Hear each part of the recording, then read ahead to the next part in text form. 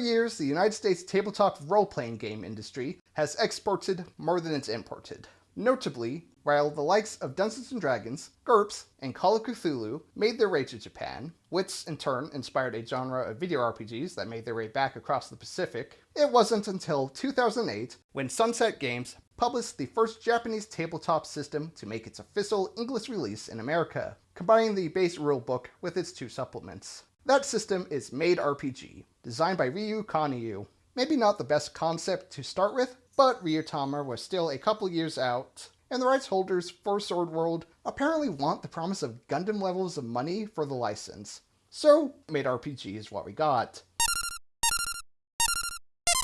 It's also deceptively inventive under the premise of moe servant girls competing to complete domestic chores the best. Plus, some people would enjoy that premise anyways, and more power to them. Besides the usual stationery, for Maid RPG, you'll need a copy of the rules, 2 or 3 d6s for the table, depending on what supplemental materials you want to use, and a timekeeping device. That's right, real-world time is used as a mechanic. The premise of Maid RPG is everyone's playing a maid, working at the home of their master, an NPC to act as a motivating force for the maid player characters. To accomplish tasks, each maid has 6 attributes. Athletics represents physical and combat abilities. Affection for ability to form bonds with the master, other maids, and beyond. Skill for how competent the maid is at their job. Cunning for capability to trick or deceive others. Luck is just straight luck. And will for mental health. For action resolution, roll 1d6 and multiply the result by the relevant skill. You want to get above the target number, which is the GM's discretion and private information, possibly with input from you or the other players.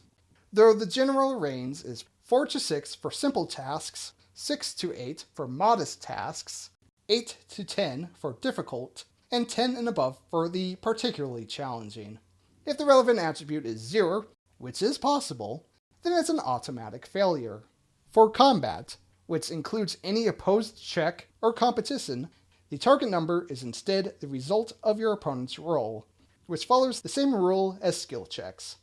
The loser takes stress equal to the victor's attack power, the result of their die roll times attribute, divided by the attribute the loser was using, rounded down. If that attribute was 0, the loser takes the victor's full attack power as stress. Stress is noted next to the spirit rating. If several characters are working together, everyone rolls for their attack power, then adds the results together. If the group fails, they must select one member of the group to take all the stress points. If that group includes a mix of player characters and non-player characters, the stress points must go to a player character. To prevent players from avoiding repercussions for their actions. Stress is accumulated either through combat or is assigned by the GM due to events of the game. When the amount of accrued stress is more than the maid's spirit attribute, they enter into a stress explosion. The maid remains in her player's control, but they can only perform actions that fit within the stress explosion selected during character creation. Every minute of real-world time that passes while the maid is in this state reduces total stress by 1, with stress explosion ending once total stress equals 0. You can also use favor to reduce your stress. Favor is a mechanic that sort of combines experience points, health, and bennies. Favor represents how pleased the master is with the maid, and acts as a resource earned at the GM's discretion. Though usually it should go to maids who perform their duties well or otherwise please their employer. A maid may expend 1 point of favor to remove 1 point of stress. A maid may also spend 1d6 favor for a +1 bonus to either the die roll or attribute for a single action. Alternatively, they may raise an attribute by 1 permanently at the cost of 10 times the new attribute. So it would cost 20 favor to raise an attribute from 1 to 2, 30 favor to go from 2 to 3, and so on. Finally, if you just get a tad bored, you may spend 1d6 favor to cause a random event. There's a table on page 26. Be careful, though. If your total favor falls below 0, your maid will be dismissed from service, forced to walk the earth, and same of having failed their master. Fortunately, there is an out, as the attribute exchange works in reverse, though imperfectly, as you still get the target attribute cost back. For example, going from a 3 to a 2 gives you 20 points of favor, not the 30 spent to get up to a score of 3.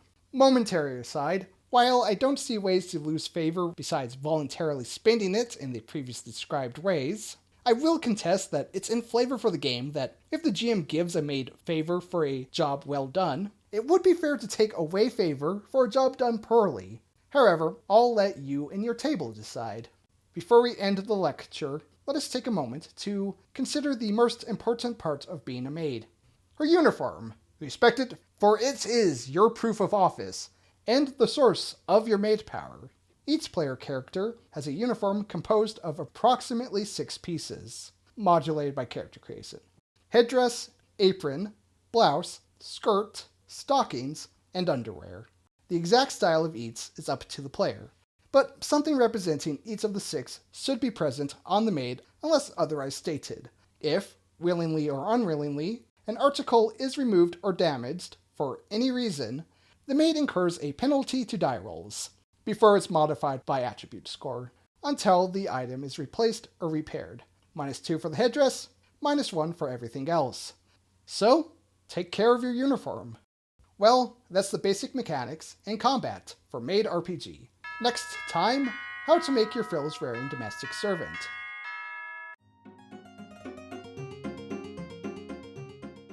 You know, this game's premise might be a tad silly, which is good. Can't always be slaying dragons or engaging in high-stakes politics.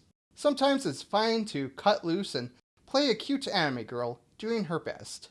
Or a cute anime girl slaying dragons and engaging in high-stakes politics. The game has range. If there's one thing all systems should emulate from Maid RPG, it's having a checklist for character creation on the first page of the rules. The easier to read and implement the rules, the better. Grab a character sheet, a pencil, and 2 6-sided dice of different colors, and let's begin. I'm going to cover character creation in the order listed by the book. However, you should always feel free to do these steps in whatever order and manner helps inspire you and fleshes out your character best. Further, while this process is built on randomization and charts, with the exception of attributes or someone wanting to be a nuisance, the rules allow re-rolling if a result doesn't work for you. Step 1. Determine your maid's 6 attributes: athletics, affection, skill, cunning, luck, and will, by rolling 2d6, dividing the result by 3, and rounding down. Yes, you can have a result of 0. There's no ruling on how to distribute the results. Rather, you make a pool of 6 and assign them as desired, or go straight down as you figure out the numbers. So follow your heart, and the guidance of the GM and the rest of the table. Fair play and all that. Step 2. On page 7, the same page as the character creation rules I'm covering, is a maid type chart. Roll 1d6 twice, and combine the 2 types to determine your maid's anime personality trope. Interpret the results as you will. Third step. Maid colors. Another table on page 7. Roll 2d6, and use the result of 1 die to determine the column, and the other to determine the row. The result determines the color of your maid's uniform. Optionally, you may also use the same process for hair and eye color. Don't stress too much about which die determines which, since the chart's actually mirrored, so the result's the same regardless of which die is the column or row. However, for the next step, you will need to track which die represents the 1s and 10s places, so consider different colored dice. Alternatively, look at both possible results and pick one. Step 4. Special qualities. There's a chart starting on page 8 of various attributes ranging from wears glasses to backstory tropes that will inform who your maid is and what they look like, with some results requiring an additional roll on another chart. Roll 2d6, convert the results into a 2-digit number, and consult the chart. Step 5, etc. That's a vague name. Step 5 has you determine your maid roots, why your character got into the line of work, and stress explosion, what you roleplay when accumulated stress exceeds your spirit rating. Roll 2d6 with 1 die assigned to each digit, and then consult the charts on page 14. Step 6 is where attributes start affecting things. To determine your maid power, which is a neat mechanical ability to aid your efforts, identify your maid's highest attribute and roll 1d6 on the corresponding chart, found on page 16. There's various powers, ranging from improved combat abilities to expert emotional manipulation. Step 7 has you determining your 2 derived stats: favor, a currency for character growth and various mechanics, starts at double your maid's affection score. Spirit, which dictates how much stress your maid can accumulate before she becomes dysregulated, is 10 times your will score. Yes, both can start at 0, meaning you start the game in danger of dismissal, stress explosion, or both, which I admit has "this loser is you" narrative potential. The 8th and final step. Name your character and determine her aids.